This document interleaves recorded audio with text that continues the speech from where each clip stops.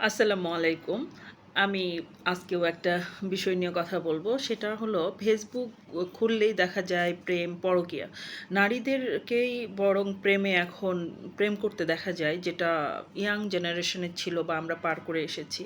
এখন নারীদের মধ্যেই পরকীয়া বা প্রেমটা দেখা যায় বা শোনা যাচ্ছে। আমরা একতরফাভাবে নারীদের দোষ দিয়ে থাকি। আসলে এটা ঠিক না। আমরা আসলে দুই পক্ষেরই সমস্যা, দুই পক্ষেরই দোষ। আমাদের 80% দম্পতি এখন অসুখী আমরা বলতে পারি। এই অসুখী দম্পতিরা মনে করে যে নিজেদের ভিতরে কিভাবে শান্তিটা নিয়ে আসতে হবে এটা চিন্তা না করে শর্টকাট রাস্তা খোঁজে, যে অন্যের ওয়াইফটা মনে হয় বেশি ভালো, অন্যের হাজব্যান্ডটা মনে হয় বেশি ভালো। এটা করতে গিয়ে এত জগাখিচুড়ি হয়ে যায় যে ২ টা ফ্যামিলি নষ্ট হয়ে যায়, মাঝখান থেকে সাফার করে বাচ্চারা।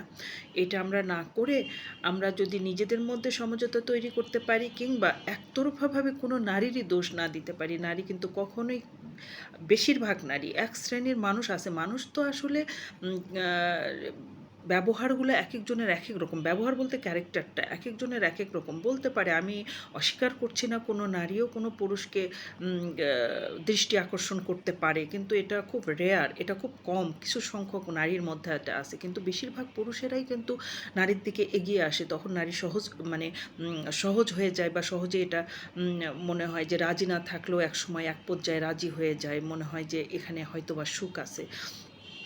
তো এটা পুরোপুরি ভুল। আর এটা বলতে গেলে বা বিশ্লেষণ করতে গেলে অনেকগুলো টানতে হবে আমাদেরকে। তো আমি একটু শর্টকাটেই বলছি, বা নেক্সটে আবার বলবো।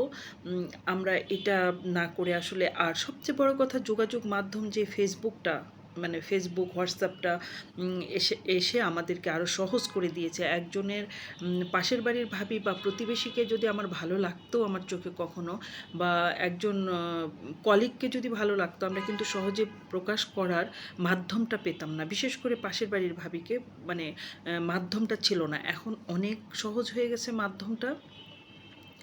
তার কারণে আমরা এটা খুব সহজেই বলতে পারি, মনের ভাবটা প্রকাশ করতে পারি। তখন নারীরা যদি মানে না হয়, সময় নেয় বা ফ্যামিলির কথা চিন্তা করে, তারা সময় নেয়, তারপরেও একসময় না একসময় তারা জড়িয়ে যায়।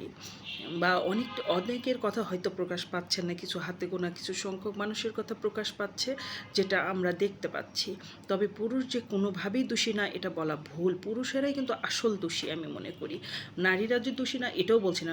আমি আবারও বলছি, নারীরা কিন্তু এক শ্রেণীর নারীরা, কিছু কিছু নারী পুরুষের উপর হয়তো বা আকর্ষিত হচ্ছে, কিন্তু বেশিরভাগ পুরুষেরাই নারীকে জড়াচ্ছে। এটা আপনারা খেয়াল করে দেখেন। এটাই হয় যে নারীরা পুরুষেরা এত বেশি জোর করে যে এটা কিছুই হবে না, এটা খুবই ইজি, খুবই সহজ, মানে কেউ জানবে না, বা মেনটেন করতে গিয়ে এত বড় ঘটনা ঘটে। নেক্সটে আবার পরে আবার বলবো। আজকে এই পর্যন্তই বলি। একসাথে শুনতে ভালো লাগবে না অবশ্যই। আল্লাহ হাফেজ।